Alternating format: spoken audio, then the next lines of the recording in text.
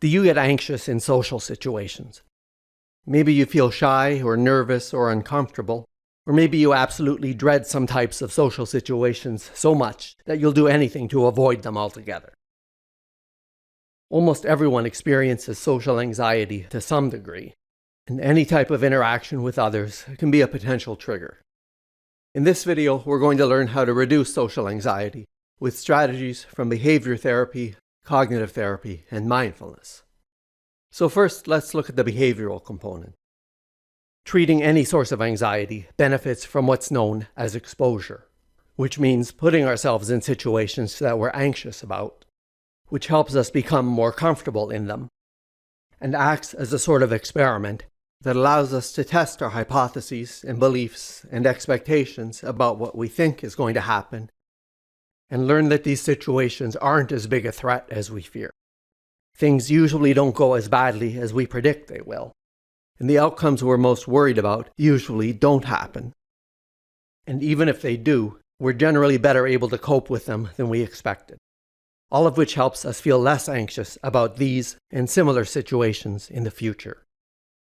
And there's a step-by-step process for exposure therapy that I talk about in another video. But we can also do exposure more informally and apply the principles from exposure therapy to the anxiety-provoking social situations and interactions we experience in the course of our everyday lives. So let's look at an example. We're invited to a social event where we won't know most of the people, and we're anxious that we won't fit in or have anyone to talk to. Now, our first inclination might be avoidance, to just turn down the invitation, because then we don't have to feel anxious about it anymore. But if we avoided everything that gives us social anxiety, we wouldn't have much of a social life. And we don't want that for ourselves, and we'd love to feel more comfortable in social situations in general, so we decide to take a bit of a risk and go, and just see what happens and treat it as an opportunity for learning. So beforehand, we ask ourselves, what am I expecting or predicting will happen? Well, I won't know anyone there, and I'll feel really uncomfortable. Nobody will talk to me, and I'll feel self-conscious and just wish I'd stayed home. And what am I most worried about? Someone will try to start talking to me, but I won't know what to say. And I'll be really awkward and just embarrass myself. And are there any feelings or emotions I'm afraid I'll experience that I won't be able to tolerate? I'll be so anxious that I'll find it difficult to carry on a conversation. Or I might even have a panic attack and embarrass myself in front of everyone. And then we put ourselves in this situation. We go to the gathering and see what happens. And then afterwards we ask ourselves, what happened? Did our predictions, expectations, or worries come true? I barely knew anyone there, and I did feel uncomfortable and self-conscious at times. But people were friendly and talked to me. And I was a little awkward, but still able to hold up my end of the conversation.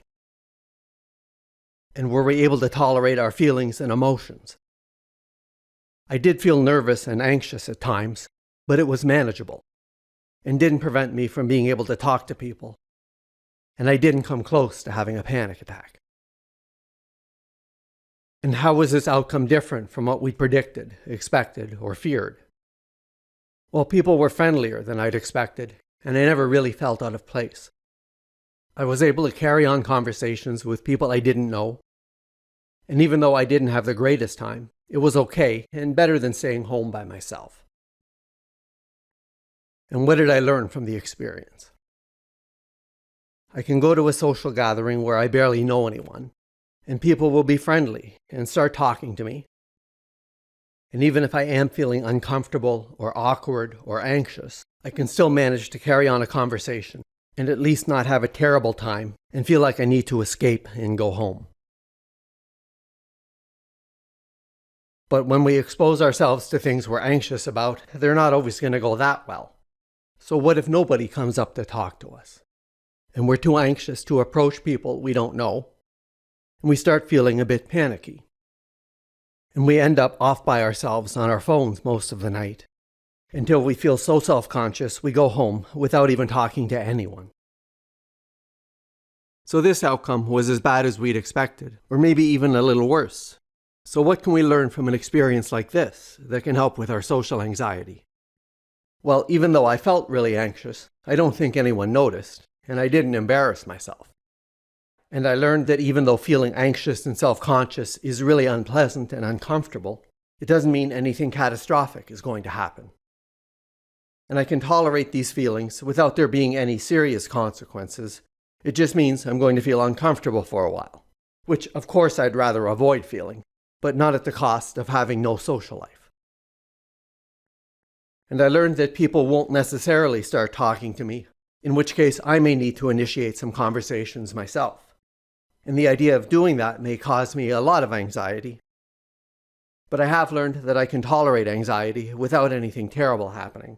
And if I ever want to feel more comfortable in these types of situations, I need to start putting myself in them in the first place. So we vow that next time we're in a similar situation, we're going to talk to at least 2 people we don't know, even if it's just small talk for a few minutes, to gather some data and maybe find some evidence that could alter our beliefs about these types of situations that'll make them less anxiety-inducing in the future. We can also reduce social anxiety by modifying our anxious thoughts, which can cause anticipatory anxiety beforehand. I won't have anyone to talk to. I'll be so awkward I'll embarrass myself. Instead, we might think, people are generally friendly at social gatherings and probably will talk to me. Even if I am a little awkward, nobody will care. But it can be really hard to believe our modified thoughts if we don't have any actual evidence to back them up. And that's one of the positive byproducts of exposure. It provides us with the evidence we need to help us think about these situations in a less anxiety-provoking light. We can also modify our negative thoughts during the actual social situation. Often these involve thoughts about our performance. Instead of, I'm being so awkward. Why aren't I saying anything? What's wrong with me? More helpful thoughts would be things like, it's okay to be quiet sometimes. It's natural to feel uncomfortable and shy around people I don't know. And just because I'm feeling uncomfortable doesn't mean I'm making others feel uncomfortable. It's okay to just take my time to observe and listen. And I can make eye contact and smile to show that I'm paying attention. Someone might even ask, why are you being so quiet? Which is probably just going to make us feel more uncomfortable and quiet. But they're not making a judgment and just trying to be friendly and don't know what to say. And we can simply respond with something like, I'm just feeling a little quiet tonight because I don't really know anyone here. Which leads to another category of thoughts that can induce anxiety, thoughts about our feelings and emotions. Instead of, I'm so anxious I don't think I can talk right now, it's okay to feel anxious. I can take a moment to gather my thoughts before speaking. And if I stumble over my words a bit, it's not a big deal, and other people might not even notice. And it's also common to have anxiety-inducing thoughts about how other people are reacting to and perceiving us. Why isn't anyone talking to me? They won't even make eye contact. They can tell how awkward I am. They must be avoiding me. Instead, we can tell ourselves, they're probably just already engaged in their own conversations. Instead of, they must be thinking how boring or awkward I am, they're more likely focused on themselves and their own experiences than judging me. If I'm wondering, why isn't she making eye contact with me? Maybe she's feeling just as nervous as I am. Or maybe she's got a lot of other things on her mind and is just distracted. Or better still, who knows? I can't read her mind, and there's no point in trying. Or if I'm wondering, why did she just look away when I said that? People often look away momentarily to gather their thoughts. Or it could be completely unrelated to what I said. Maybe she was just distracted by something across the room. Again, who knows? It's important not to jump to conclusions regarding other people's actions and behaviors, I don't need to interpret every small action as a negative response to me. And we often have negative thoughts after a social situation, dwelling on things that didn't go well or that we think we did or said wrong. We can modify these self-critical thoughts by looking at the situation more objectively and focusing on what actually happened, which helps us feel better in the moment and can reduce our anxiety about similar situations in the future. And if none of these modified thoughts resonate with you, you might need to come up with your own, and I link to some videos in the description that can help with this. But we also don't want to get too caught up in trying to modify our thoughts in the midst of a social situation, because that's distracting and prevents us from being fully engaged with the people we're interacting with.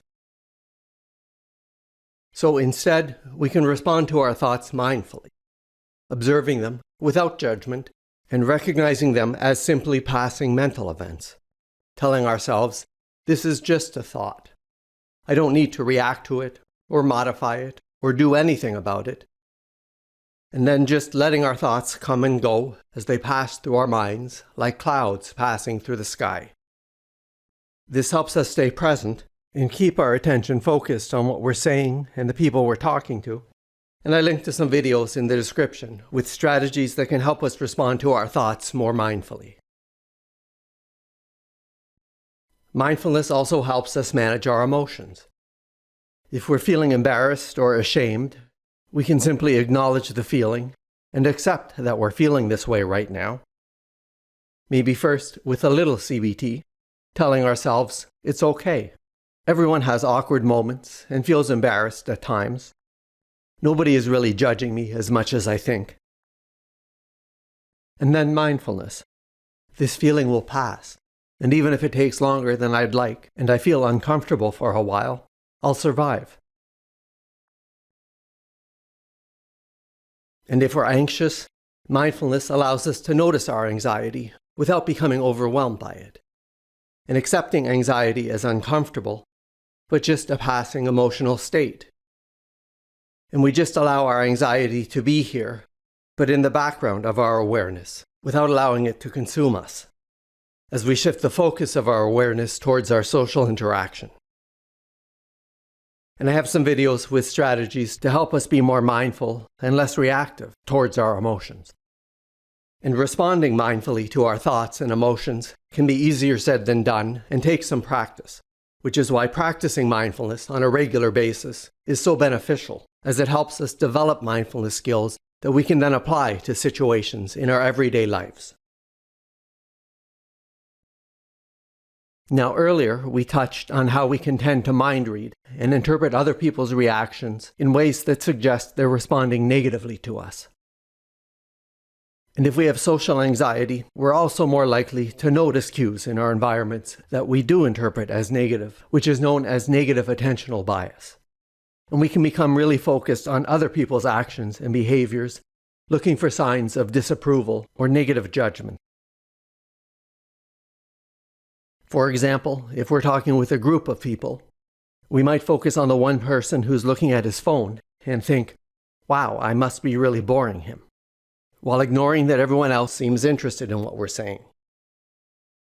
And this is another instance in which mindfulness is beneficial. It teaches us to be aware of where our attention is at any given moment, such as scanning the room looking for signs of disapproval, and to be able to better focus our attention where we want it to be, the actual interactions that we're having.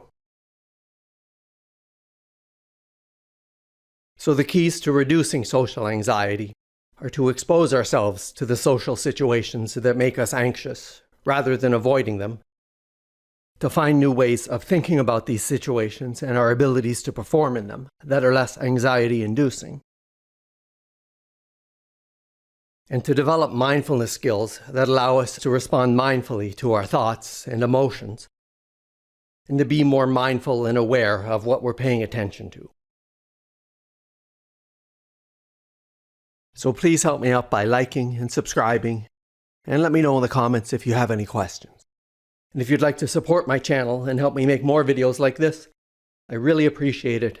And please check out the donation links in the description.